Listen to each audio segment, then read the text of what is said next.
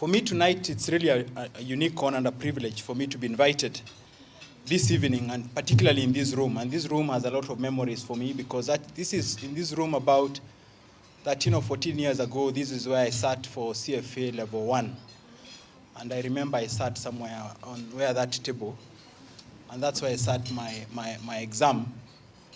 And it was particularly difficult and interesting at that time because there were very few CFA students and even fewer CFA charter holders.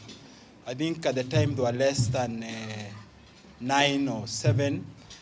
It was somewhere around that number. And so finding material or even finding guidance was fairly, very, very difficult. I remember when I started off, I had one book. That is that investment analysis, Riley and Brown, and that's the only book I had. And I was misguided to thinking that that's the only book I needed. So every morning I would wake up at 5 to read this one book.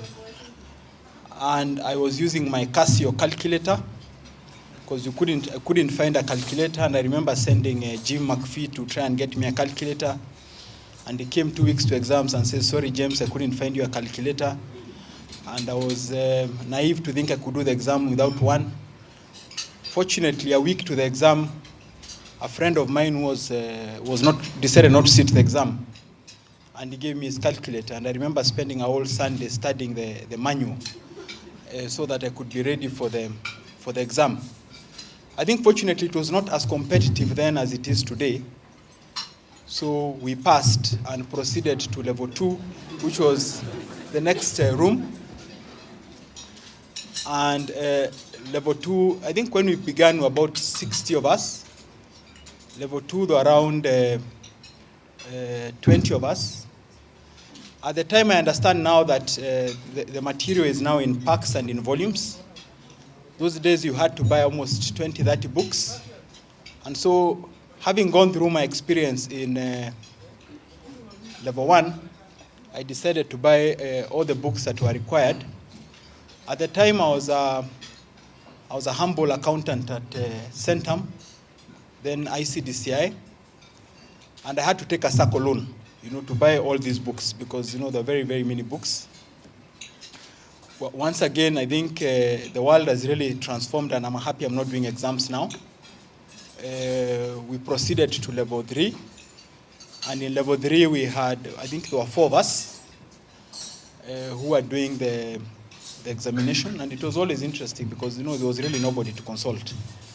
So today it's a great day, when you have 13 CFA charter holders, individuals, Kenyans, and receiving their charter on this occasion. It really shows how far we've come as a profession and as a country over the last 12 years, actually over the last 1 decade. So I'd like to begin by congratulating all those who've earned the CFA Charter. And the process leading to the award of the CFA Charter is, as many of you know, a very painstaking one. And it's a journey that many start, but very few complete.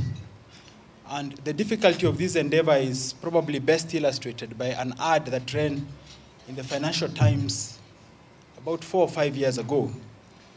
And what the CFA Institute did is that they listed all the names of all the CFA charter holders, individuals who had passed the CFA exam that year. They put them in one page in the FT, and there were words on that page. The only thing more difficult than reading all these names is getting on this page. And I think that exemplifies the really challenge of passing these exams. And today, this is the highest number of individuals to have earned the CFA Charter in any 1 year. And for me, it's a very, very pleasant day. I recall when we introduced the CFA program at Strathmore University, we began working on it in 2002. And the inaugural class of 2003, some of the members are here today. I've seen Fahima. She was in that class, CFA Level 1 class. She came in very enthusiastically, and I could see her enthusiasm. Was it increasing by the day? There was Eleanor. There's Steve Amadai of Genesis was in that is in Kampala. And these are individuals who've gone ahead to finish the program and really to play a big role in promoting this program. Fahima today is a vice chair of the East African Society of Investment Professionals, and they've really contributed and given back to the profession. And I would like us to please acknowledge their effort. Let's give them a round of applause. And I think the other lesson for me, if you wish to succeed in any endeavor, such as growing the CFA program, you need to get ladies on your team. I think in some of the other societies that I'm involved in, I've now realized that the challenge we face is that there are not enough ladies. And I'm also happy today that some of the recipients of this award are actually ladies, because I think that's really, they are very useful in terms of the program. I would also like us to appreciate those who will be receiving their CFA charters this evening. All 13 of them. It's not easy. They have made us proud. Because of them, I think we now have enough members to form a society. And out of the 13, 2 are my colleagues, so I'm particularly very proud of that as well. So I think it's only fitting, because we are here for them. Today is their night, that we recognize them, and please give them a round of applause.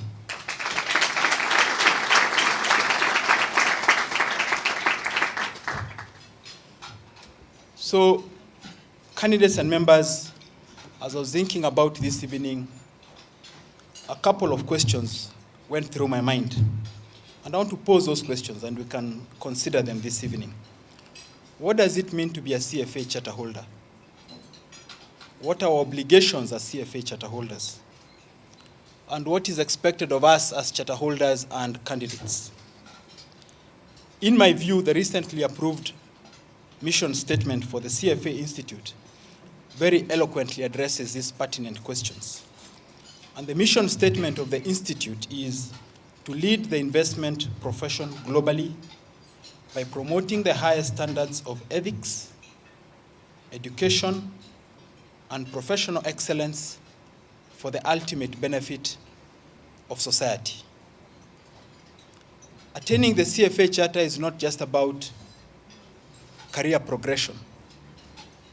It is not just about a higher salary. In fact, on my table, somebody hinted that they would like a higher salary.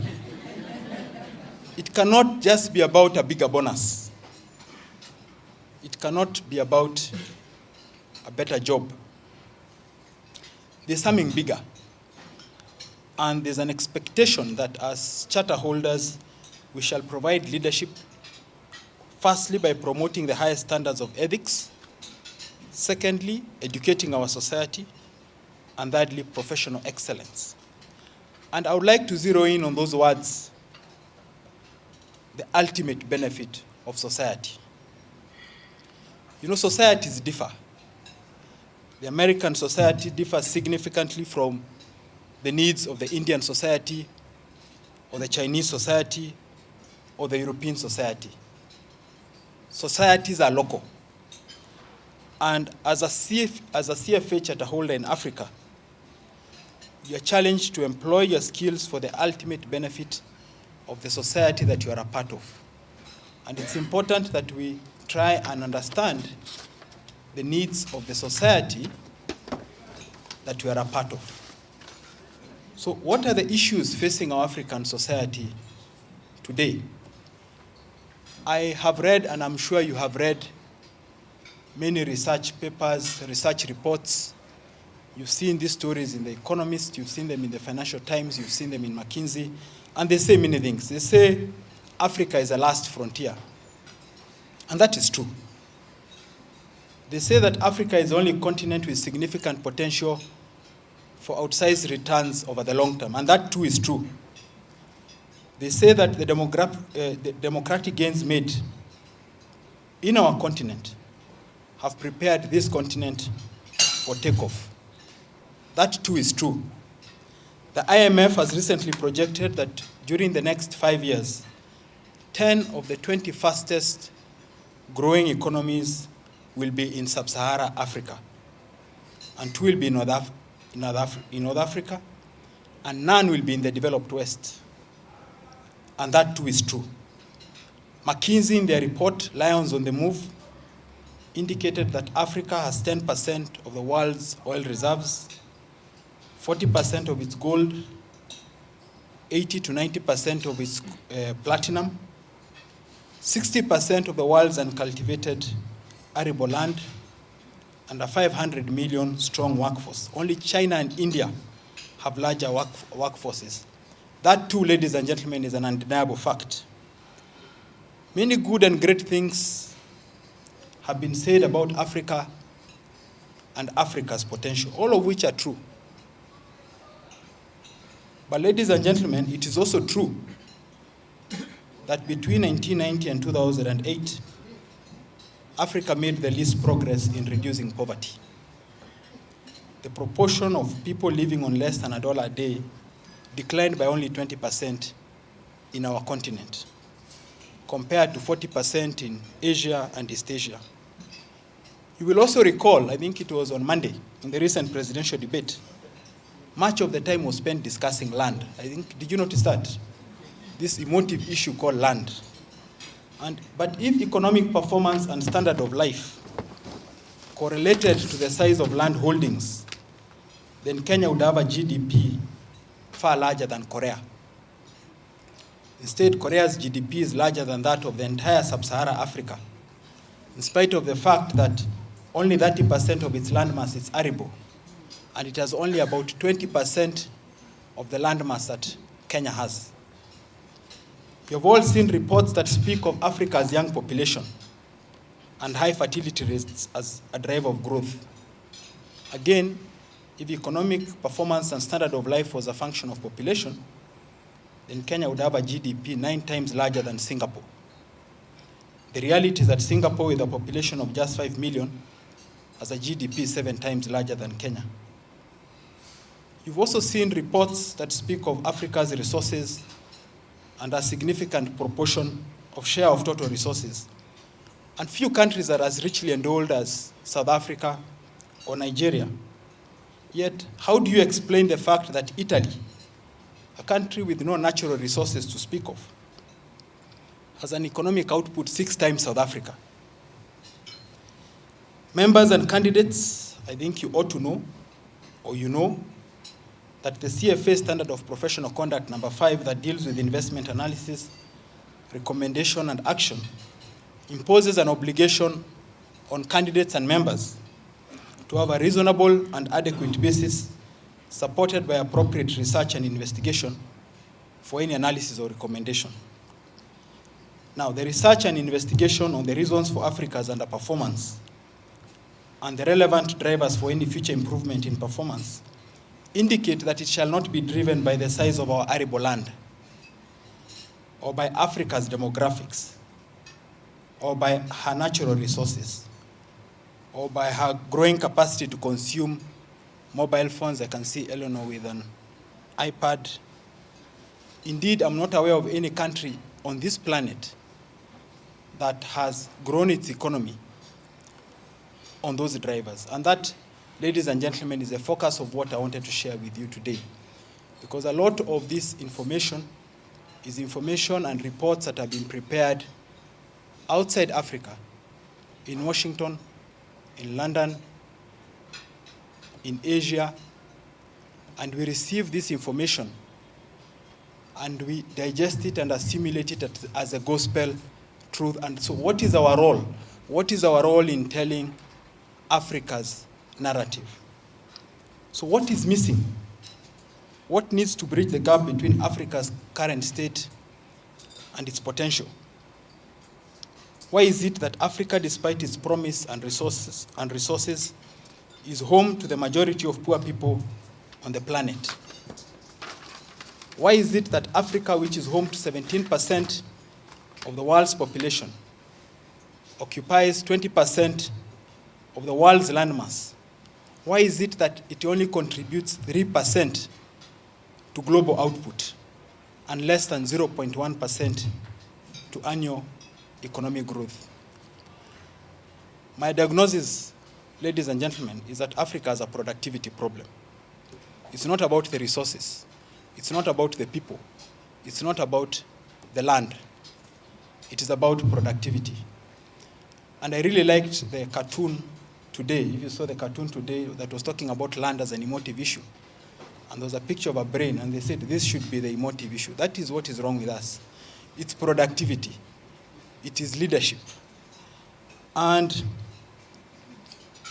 my dear students of economics and finance, at least one of the books I bought with my SACCO loan was a book on economics. And in that book, I realized that productivity is the efficiency with which resources are utilized to generate output. Productivity is what sets the standards of living, wages, returns on capital, returns on natural resources that a nation can sustain. You also had the debate around minimum wages. We didn't hear much talk of productivity. And competitiveness is defined as the set of institutions, and I want to echo the word institutions, policies and factors that determine the level of productivity of a country. And competitiveness is linked to productivity. Eleanor mentioned that one of my favorite books is Why Nations Fail. And that's a question that has always baffled me. Why is it that countries with so much potential end up underperforming so significantly? What is the issue? And when I read this book, the argument they make is that the difference in the economic success of nations is because of the difference in their institutions. The rules that influence how the economy works, institutions are the rules that influence how economy works and what motivates people. And there are two types of political institutions. There are extractive institutions and inclusive institutions. And it is a political process that determines the rules that people live under. And it is political institutions that determine how this process works. Inclusive political institutions are broad-based with a system of checks and balances that contain the exercise of power by any one individual or institution. Extractive political institutions, on the other hand, concentrate power in the hands of a narrow elite with limited institutional checks and balances. Inclusive political institutions support inclusive economic institutions that enforce property rights, create a level playing field, and encourage investments in new technologies and skills. Extractive political institutions, on the other hand, are linked to extractive economic institutions that are structured to extract resources from the many by the few, and they fail to protect property rights or provide incentives for economic activities. Nations are poor today, and we can say we are poor today, because if you take sub-Saharan Africa and exclude Egypt and South Africa, the total economic output of all the other 52 African countries is less than a middle-income country than like Turkey. And so the question is, what's the issue? The nations are poor today because the extractive economic institutions do not create incentives needed for people to save, invest, and innovate. And extractive political institutions support these economic institutions by cementing the power of those who benefit from those institutions.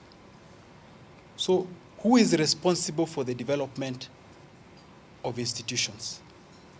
Is it the IMF? Is it the World Bank? Is it a consultant from London? Is it a consultant from India or Asia? Who is going to help us build our institutions? Again, this is a subject that is dear to me and I've taken time to research it. Countries that have made a transition from extractive economic institutions to inclusive ones, that transition has been driven by the country's population, and particularly its middle class and its elite. Those transitions have been driven by men and women like us in those societies, Those individuals have not abdicated their responsibilities to society, but they have really focused on transforming those societies. In England, you may not know, prior to the Industrial Revolution, during the Agrarian Revolution, they went through what was called the Glorious Revolution, and that was in 1689. And that saw the overthrow of the king, and a new king came in place, but that overthrow enshrined the Bill of Rights, significantly reduced the powers of the monarchy, and transferred them to an elected parliament. It led to the abolition of monopolies, reformed finance, and it's what heralded the dawn of the Industrial Revolution. Had the Glorious Revolution not happened, the Industrial Revolution that followed would not have happened. And in societies such as ours, we are not yet there, because the issues we are discussing are issues of an agrarian stage of development. The Glorious Revolution was supported by the English middle class, particularly the merchants. Botswana achieved remarkable growth because of the inclusive political and economic institutions that were established at independence by Seretse Khama and Kwet Masire and the Botswana Democratic Party. The stories of Botswana, England, even China, which went through its cultural revolution in the late 70s, the United States, Japan, South Korea, and all those countries that have managed to make the transition from extractive institutions to inclusive institutions vividly illustrate that history is not destiny. The fact that where we are does not mean we'll remain where we have been. And they powerfully demonstrate that transitions have to be driven by the locals of that country, and that some generations have to sacrifice more so that subsequent generations may enjoy. In Kenya, the process of transforming our political institutions is well underway, and the enactment of the new constitution is, in my view, a high point of developing institutional checks and balances to contain executive power. Some people have argued that these checks and balances, the various constitutional bodies that have been created, have created an unnecessarily expensive system of government. Whereas it's true that the system of government that has been created is expensive, the alternative is significantly more expensive, because it suggests that an economy stops and slows down, and the opportunity cost is far, far greater. It is interesting to note that at independence, Kenya had a higher GDP than South Korea. Today, South Korea has a GDP in excess of $1 trillion. Its GDP is greater than that of Sub-Saharan Africa in its entirety, and yet it has a population only 6 million more than Kenya. And that is what I consider the opportunity cost of poor governance. So our colleagues in the legal and the media profession have, over the last 2 decades, played a key role in the transition of our political institutions to inclusive ones. And I'm not saying that because I'm a member of the legal profession. You've seen it. You've seen the contribution that those individuals have made in the transformation of this country and the creation of political institutions. If this transformation is to have any meaningful impact on our society, it is imperative that we transition our economic institutions as well. And that is squarely the responsibility of the ladies and gentlemen in this room. I can see some of you looking at me in disbelief, wondering, is it me? And in the CFA Institute, we had a chair lady who made a passionate appeal, and I want to repeat her words: if not us, who? If not now, when? And I would also like to remind you, one of my favorite poets is the Italian poet Dante, who warned that the hottest places in hell are reserved for those who in times of great crisis maintain their neutrality. Ladies and gentlemen, CFA charter holders and candidates, you've been successful in this life. It will be a pity if you face eternal damnation in the next life because you maintained your neutrality in the midst of the greatest crisis unfolding today, which is the poverty and the human suffering on our continent. Back to our mission. What can we as CFA charter holders and candidates do for the ultimate benefit of our society? I say we can do a lot. First, we have a critical role in strengthening our economic institutions. The World Economic Forum conducts a global competitiveness survey, and in 2012, Kenya was placed in the bottom quartile on areas such as, out of 142 countries, on areas such as protection of minority shareholder interests, efficacy of corporate boards, strength of auditing standards, and ethical behavior of firms.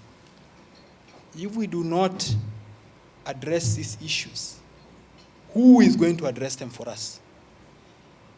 If the men and women in this room don't take up that responsibility, who is it who is going to come and take that responsibility on our behalf? Second, we must tell the African story. It is said that until lions have their historians, the story of the hunt will always glorify the hunter. People from outside this continent have mostly told Africa's investment story. The African voices and the voices of Africa have been silent. The research reports that guide our investment decision making, 6 out of 10 of them are not written by people who are in the continent. It is from the perspective of individuals outside the continent looking at this continent. And one of my commandments, I have several commandments I share with my colleagues in Centum. I think it's my commandment number 13 or number 14, is to do that very, very rare of human activities, which is to think. You know, thinking is not as obvious, because when you read a report written by a consulting organization that talks about the African consumer, who do you think is the intended recipient of that report? The intended recipient of that report is a company that is looking at Africa as a market for their goods. Or when you see a report that talks about Africa's natural resources, the intended recipient of that report is a client who is going to come here and extract resources to be processed outside Africa. Who is going to tell the story of Africa on the potential that exists within this continent to be able to attract capital to come and invest in the productive sectors of our economy. Today, in excess of 90% of foreign direct investment into Africa is directed towards the extractive sectors of our economy. It is in mining, it is in natural resources, and the bulk of those resources are processed outside our continent. Today, the world is facing a global glut of capital. Just this morning, I heard a story on BBC where they are saying that because of the excessive savings in China, it has meant that global interest rates have come so low, and that capital is looking for a home. Unless we, in this room, take the initiative to develop opportunities to tap into that capital, Africa will be a destination for short-term capital that will come and grow and that will not fulfill the ultimate purpose of investment, which is to improve the welfare of the human beings within the society that the investment is taking place. That, ladies and gentlemen, is the reason why our profession was born.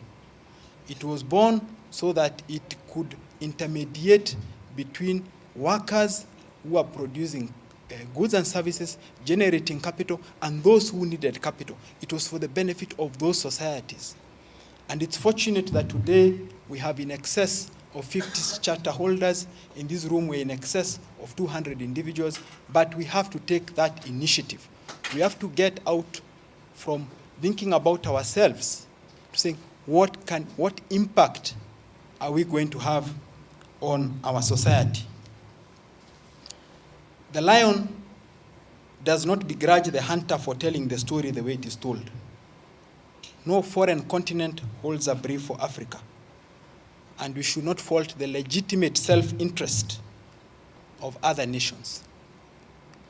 We're in a race for resources, human, market, customers for goods and services, and it is our responsibility to tell our story, to attract capital and develop financial markets that shall be an engine of economic growth and that shall support jobs and communities within our society. Third, we have a responsibility to educate.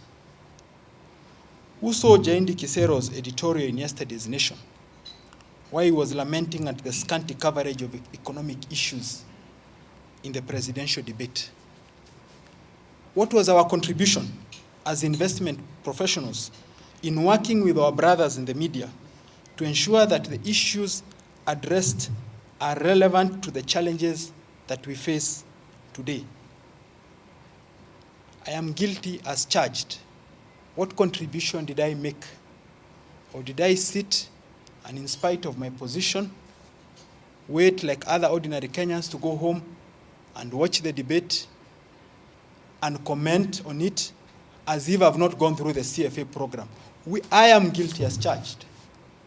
And we are guilty as charged, and unless we step up to our responsibility, no one will come from outside to do these things for us. Who shall educate Kenyans that unless we enhance our competitive environment and productivity, which is largely a function of leadership, it does not matter how much natural resources we discover. It does not matter how much land we have. It does not matter how many children we bear. Our plight is unlikely to change. Fourth, we have a responsibility to create African success stories within our continent. Success is attractive, and unless we can create value and return for the domestic pools of capital that we manage, whether you're managing pension fund money, insurance money, SACCO money, working for a bank, working for an investment club, unless we can create value, we are unlikely to attract international pools of capital to focus on investing in Africa in the long term. Creating a critical mass of local African investors will provide foreign investors with a barometer of what to do. And we need to demonstrate that Africans are investing in Africa to be able to attract significant foreign direct investment flows outside the extractive sectors of our economy. Fifth, we have a responsibility to leave our comfort zones and pursue and assume positions of leadership. And for those of us who choose to remain as followers, we have a responsibility to be good followers, who hold our leaders accountable by engaging them on the relevant issues. Ladies and gentlemen, let us not be passive followers. They say education is in the impact of that education. What is the point of celebrating 50 CFA charter holders if Kenya and East Africa and Sub-Saharan Africa is not going to be different because we have those 50 CFA charter holders? In 10 years, there might be 100 CFA charter holders. What is the impact of that on our society? Every generation has a challenge. Our challenge as investment professionals in this age is to build institutions. I just want to repeat that again. Our responsibility is to build institutions. So wherever we are, in whatever humble positions we hold, it is critical that we build institutions that shall bridge an almost 200-year development gap between Africa and the rest of the world.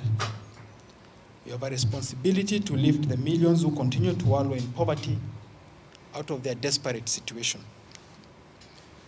To those whom much is given, much is expected. We have received much. we have offered little in return. The drums of war are beating. My dear colleagues, shall we let posterity find us wanting in courage? Shall we neglect our responsibility? Today there are 52 charter holders in East Africa. I say we have a critical mass. And there are many more candidates. There are many more friends of the profession. Skeptics may argue that we are not enough. But my response to the skeptics and the naysayers is that one man or one woman with courage makes a majority. Thank you, ladies and gentlemen, and may God bless you, bless Kenya, and the elections ahead of us.